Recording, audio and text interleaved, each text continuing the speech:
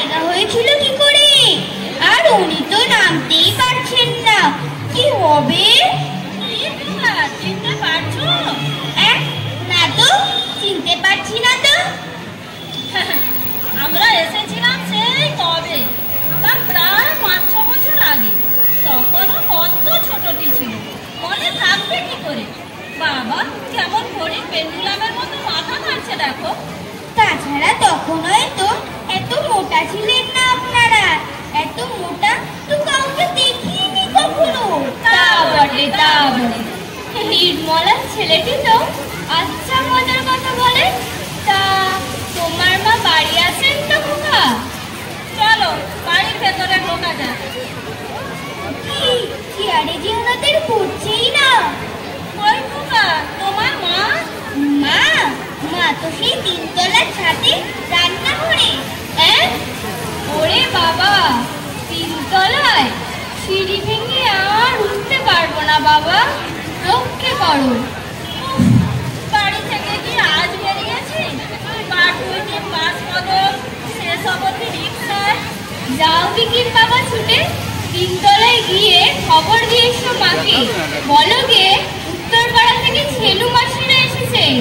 আলমারিটাই তালা বন্ধ। এই খুলছে না, কি শব্দ, কি শব্দ, খুলছে না।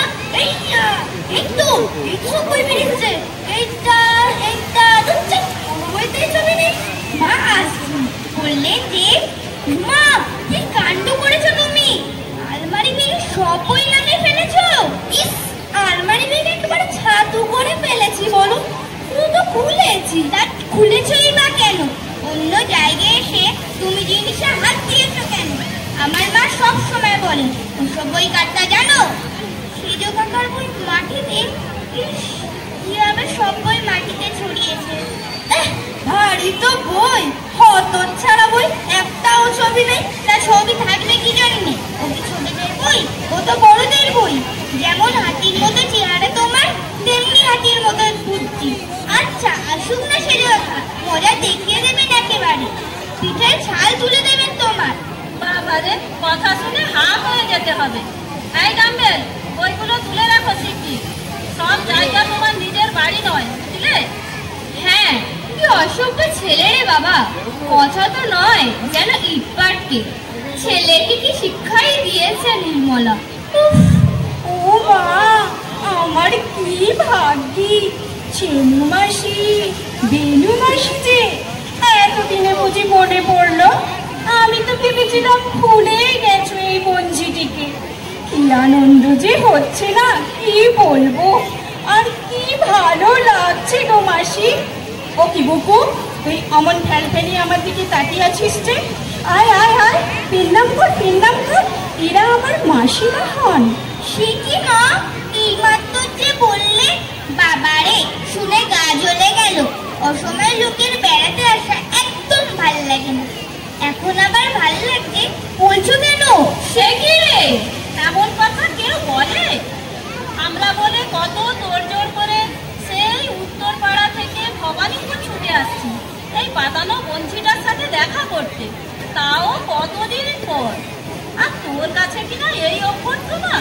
এই কি শুনেছিস হতভাগা ছেলে? যা হয় বললেই হলো। তা ছেলেকে গাল দিচ্ছ কেন নির্মলা? কাপড়ে হাত মোছার কহর দেখে বোঝা যায় তুমি অনেক কাজে ব্যস্ত ছিলে।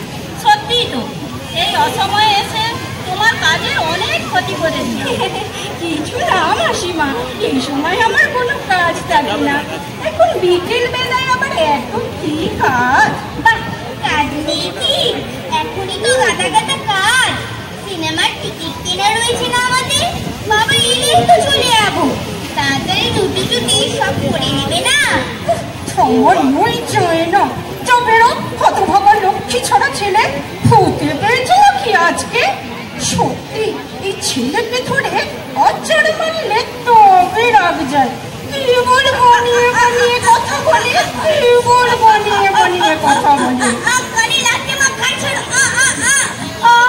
ও মা, ডাম্বেল যে দেখি তৈরি এতক্ষণ কত বড় হয়ে গেছে।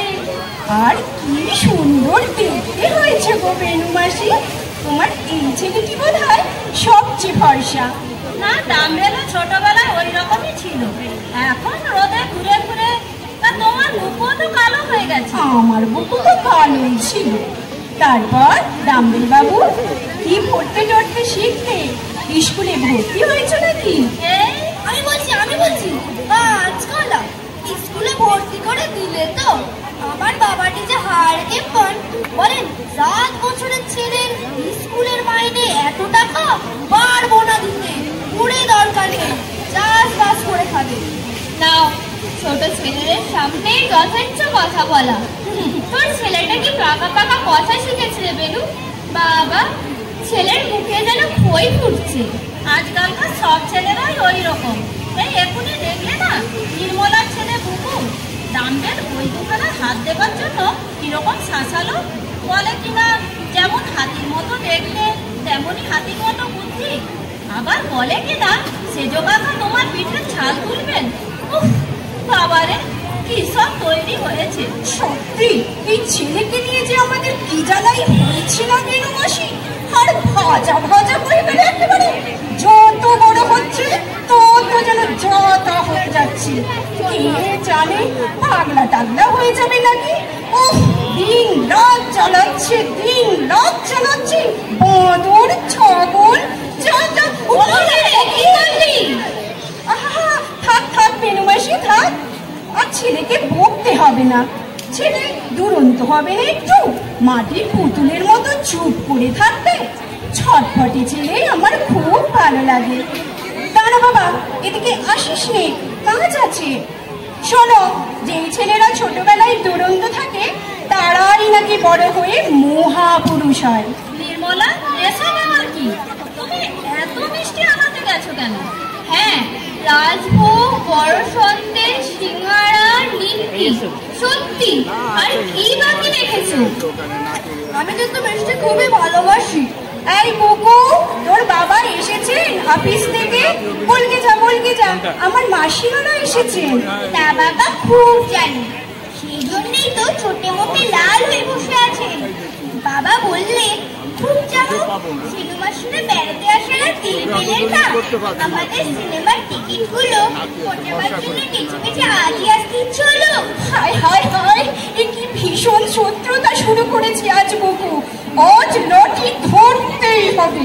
ছেলের হর একটাই আর মাস একটাই করে তবেই ছাড়বো। আচ্ছা, তাহলে উঠি নির্মলা, তোমার অনেক ক্ষতি করে গেলাম। আর একদিন এসো, এ কথাটা তুমি আর বলতে পারবে না। অসুবিধার কথাটা তোমার ছেলেই বলে দিয়েছে। আমার তো খুব বলা হচ্ছিল তুই স্কুলে ভর্তি হয়েছিস। নিশ্চয়, স্কুল আদর্শ শিক্ষা প্রতিষ্ঠান। ওখানে বললে সে অনেক, সব মিলিয়ে 7-8টা। বাবা, আর কত দেরি করবে তোমরা? যাও এবার, রাত্রি হয়ে গেল যে। এখন না কখনই বা রান্না করবে আর কখনই বা তোমাদের নিন্দা করবে। নিন্দে? এক খুশি মারবো। নিন্দা কেন রে? নিন্দা কিসে? নিন্দে করা হবে না? বেড়াতে আসা লোক চলে গেলে নিন্দে করতে হয় না তাদের?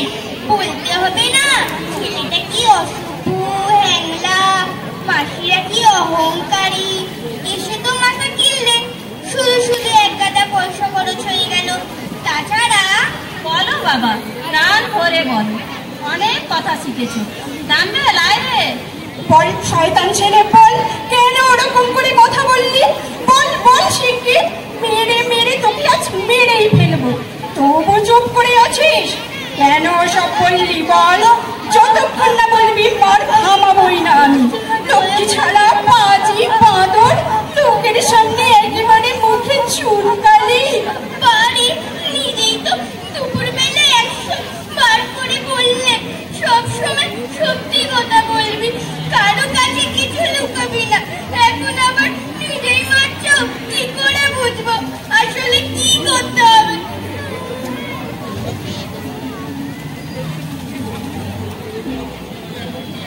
শুনলেন তো, শ্রুতি নাটক হিসেবে লেখিকা আশাপূর্ণা দেবী রচিত যে কাহিনী আপনারা শুনলেন, সেখান থেকে একটাই বার্তা স্পষ্ট হয়ে, যেহেতু শিশুরা খোলা মনোভাব সম্পন্ন, তাই তাদেরকে পারিবারিক জটিলতার মধ্যে আবদ্ধ না রাখাই শ্রেয়। কারণ শিশুদের সহজাত প্রবৃত্তিই হলো সত্য কথন। পর শুরু হচ্ছে আমাদের দ্বিতীয় নিবেদন, শ্রুতি নাটক প্রথম পাঠ। কাহিনী সঞ্জীব চট্টোপাধ্যায়।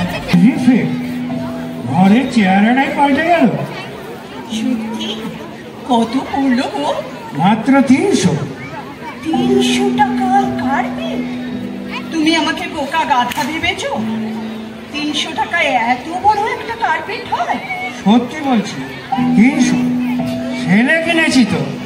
হঠাৎ আবু হোসেনের মতো একটা কার্পেট আনলে? পয়সা বুঝি কামড়াচ্ছিল? কামড়াবে কেন? জীবনটা কি শুধুই আলু, পটল, ঢেঁড়স? সৌন্দর্যের পূজারি হও মাধুরী, সৌন্দর্যের পূজারি হও। দেখো তো ঘরের মেঝেতে কেমন ফুটেছে। হ্যাঁ, এইবার ভেন্টিলেটার থেকে কোকিল দেখে উঠেছে। এই 300 সঙ্গে যে আরো কয়েকশো জুড়লে একটা নতুন তোষক, একটা ভালো লিপ, অন্তত পক্ষে গোটা 2 পেট কভার হয়ে যেত। এই মাঝ মাসে তুমি 300 টাকা পেলে কোথায় থেকে? ছিল, কোথায় ছিল? সে এক জায়গায় ছিল। তার মানে তুমি আমার টাকায় হাত দিয়েছো নাকি? আমার টাকা মানে? আরে তোমার টাকাই তো আমার টাকা হয়। আবার আমার টাকা, আমার টাকা, আমার টাকা, তোমার টাকা। আরে টাকা ছাড়া নিজস্ব কিছুই নয়, বুঝলে? যেমন আমার টাক আমারই টাক, তোমার টাক নয়। ওসব রঙ্গরসিকতা ছাড়ো। তুমি আমার টাকা ঝেড়েছো কিনা সেইটাই বল। বলা বলির কি আছে? মিলিয়ে দেখে নাও। আরে দেখবো কি করে?